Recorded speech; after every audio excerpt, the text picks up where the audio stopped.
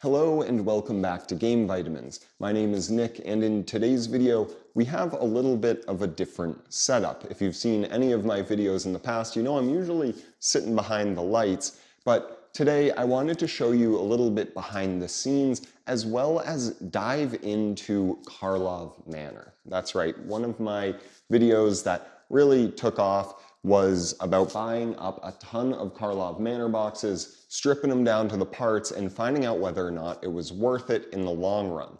And we have some data back now. So I want to go over that. But before, if you're new here, my channel is all about building a Magic the Gathering business. Now, some of the tips and tricks could apply to other card games as well. It's not exclusively Magic if you're trying to just pull out information, but that's what I'm focusing on. It's what I know, and maybe we'll get into others in the future. But if that's your kind of thing, feel free to subscribe, follow along for more videos in the future. We have a whole lot of stuff to cover and a long way to go.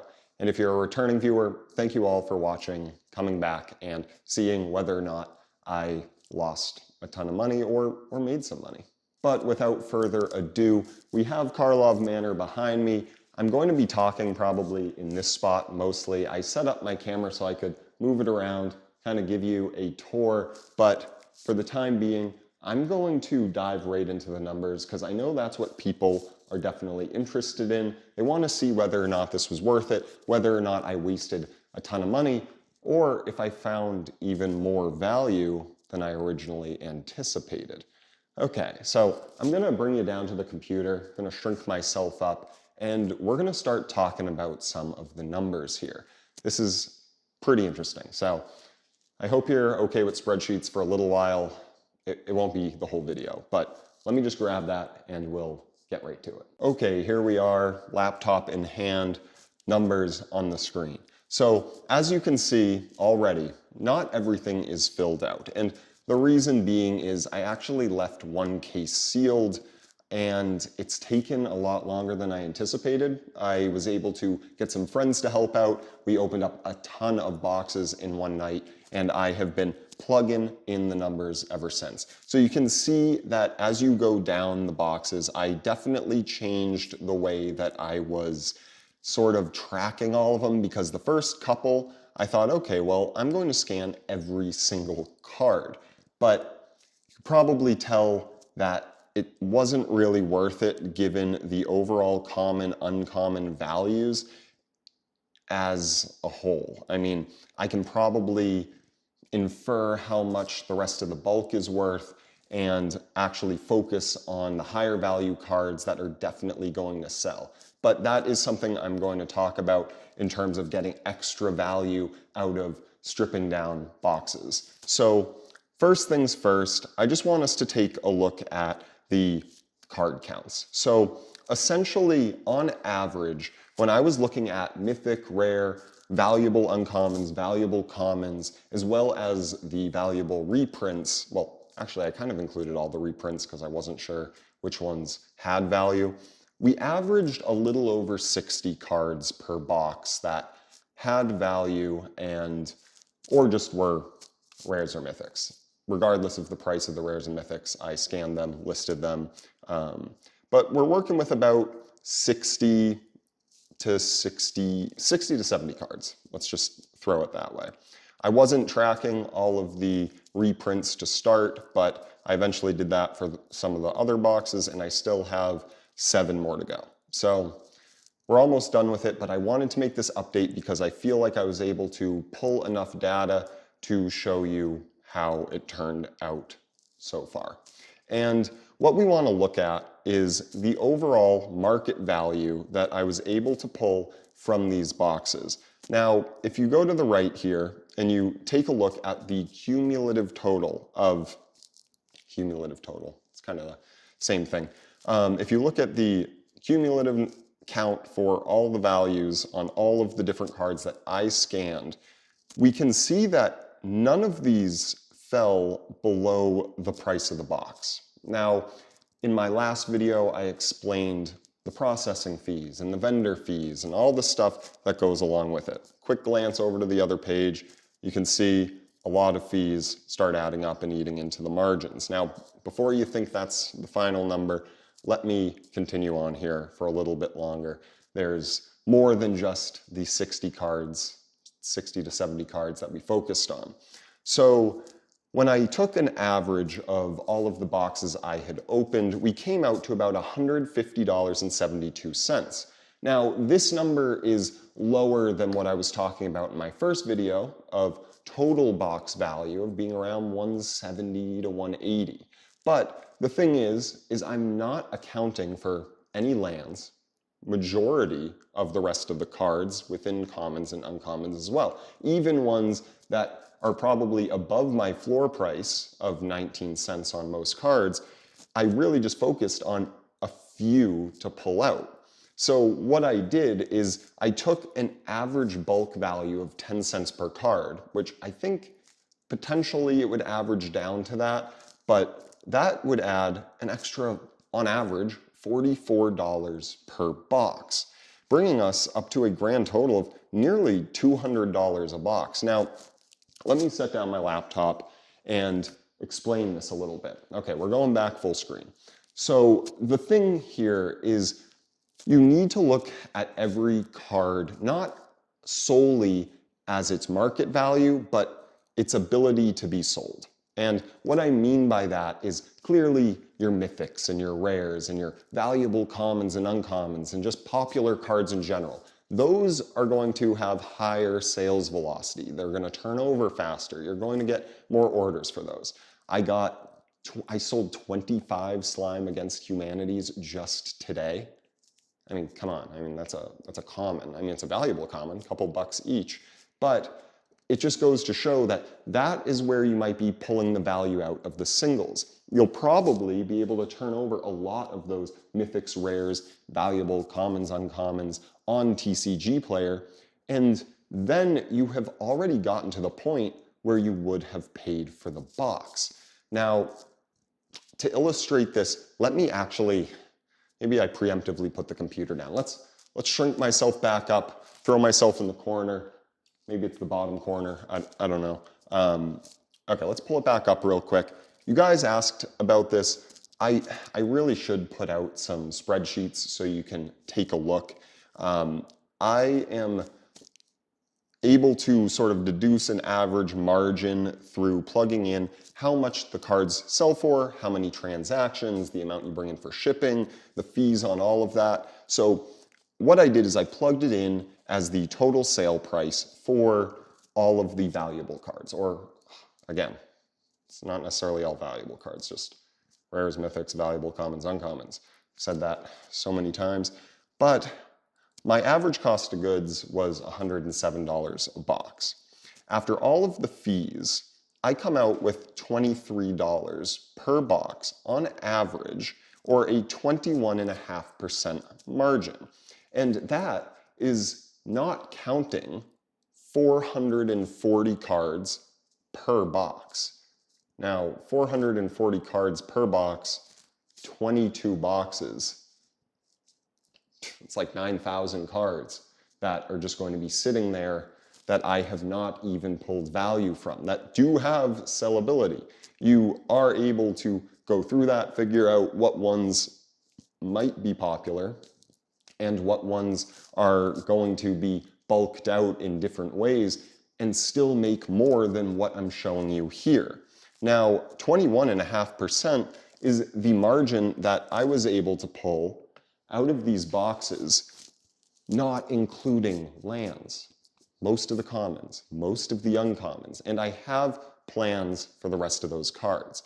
So the thing we need to think about here is not only were we able to cover our costs, make a little bit of money for each box, but we now have a ton of extra inventory that we can put into wholesale lots of cards, of commons, of uncommons, of lands, of full art lands. Maybe you sell full sets. This is where you need to think outside of the box of just TCGPlayer.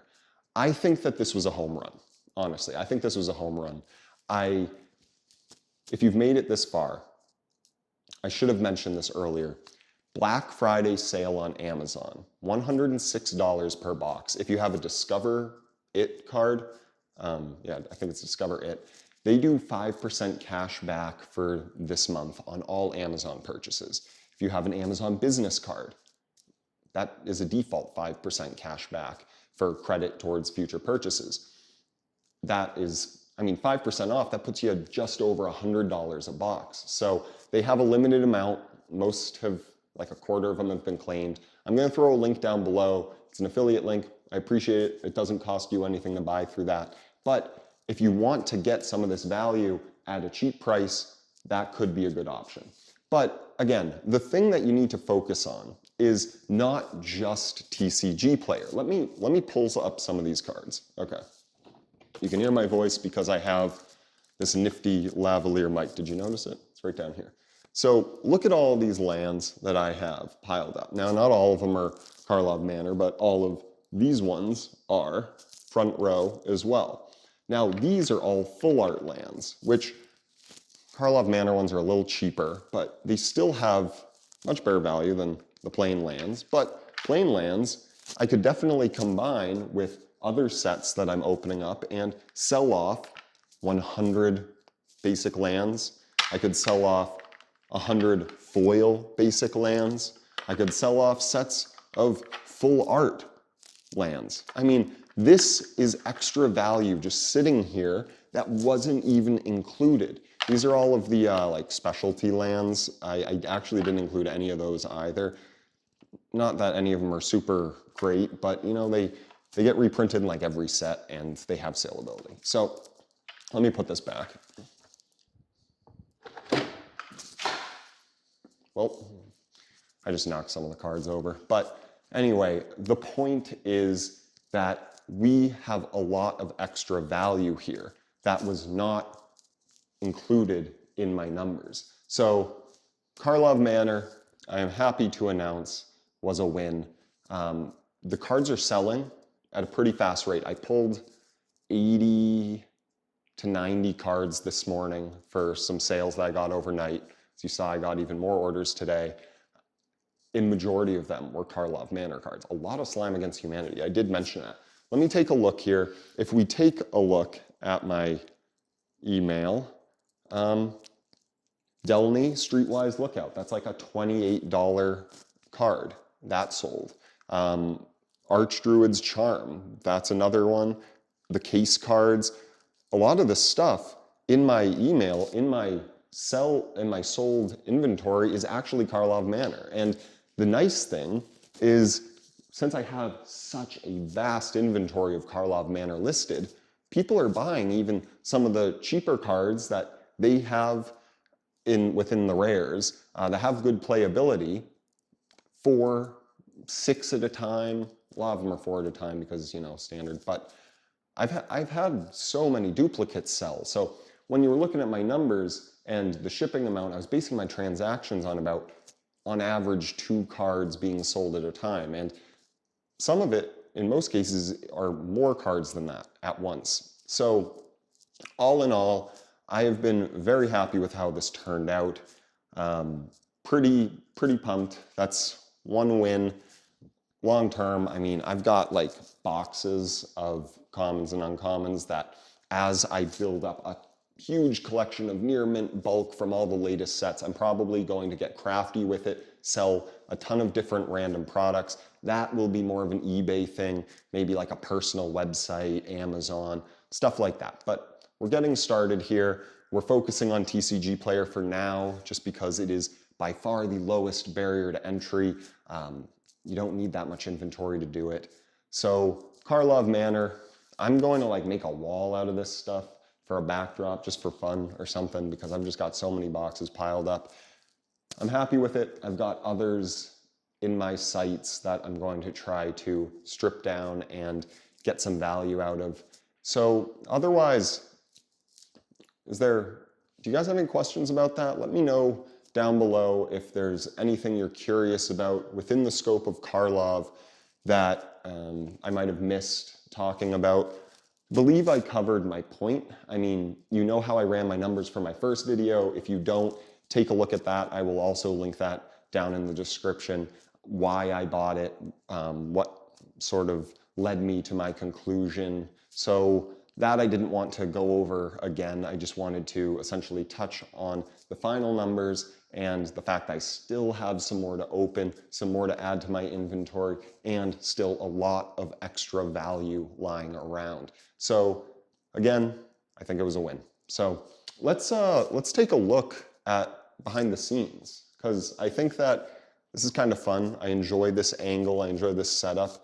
I kind of thought I'd be moving around more and sitting down and showing you stuff.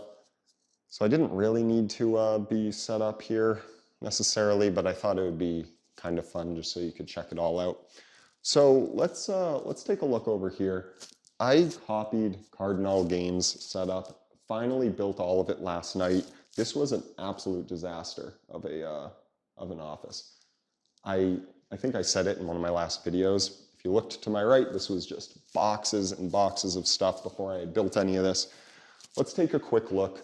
It actually came out really solid. It's not organized at all, FYI. I just wanted to get stuff off the ground. And I'll give you a little peek at everything that I'm doing here, because it's going to keep getting built out. I want to make this like the optimal Magic the Gathering headquarters. Walls are pretty bare, and we're getting there. Just finished it not that long ago, so a little further along than I thought. Let me get behind the camera and show you what it is that we have here. Okay, so as I mentioned, I copied Cardinal Games on this exact setup. So this is optimal. I mean, my God, if you guys are ever watching this, thank you for posting a video on it. You can just slide out all of these, store your cards. I mean, I don't even have it close to filled. I've got a lot of boxes coming in so I can reorganize. I haven't sorted through everything, you know, it's definitely taken a while. This whole box right here, this is all Karlov Manor bulk, and there's more that I need more boxes for. Down below is a lot of like my shipping supplies and some of the boxes I haven't opened. That's Dominaria United. You can see I opened up a couple up here. Good value in those. You can't really get them at the price that I got them at, but if you can find them on the cheaper side, there's definitely hidden value. Art cards, this is kind of a little personal project. I got these, I'm gonna make like full sets. This is the Karlov Manor one, guys. I am totally sold on this set. I need like 2 more. I haven't sorted through all of them, so I gotta see if I can find them. Throw them in the frame, make a nice little backdrop, put them on the walls, hopefully just get all kinds of series. You know, I'll slowly work through it, but some of these don't really have that much value for opening up, so I don't want to just waste my money by opening a ton of Bloomburrow and Thunder Junction solely to get the art cards, but maybe I'll look for them online. Little Oreos, a little snack. This is going to be a desk setup. I bought these legs for a standing desk. I had like a big top that I'll be able to set up over here. And this is behind the scenes, guys. This is where I sit. Nice folding chair, you know? I really threw this all together, and I didn't have a very solid setup, but you can see we got the 2 lights, we got the mic, we've got the whole little audio interface, goes right down, and this is where you guys usually see me sitting and chatting. Otherwise, a little long, you can see all the hardware from building this. Oh, these are the cards I talked about I knocked over. My bad, I'll pick those up in a minute.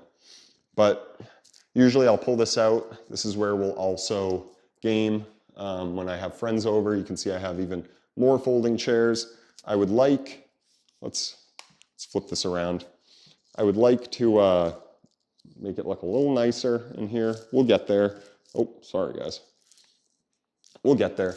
But this is a little bit of behind the scenes, you know? There's not a whole lot of space, but it is pretty awesome to be able to come up here, make the videos, do everything that I'm doing.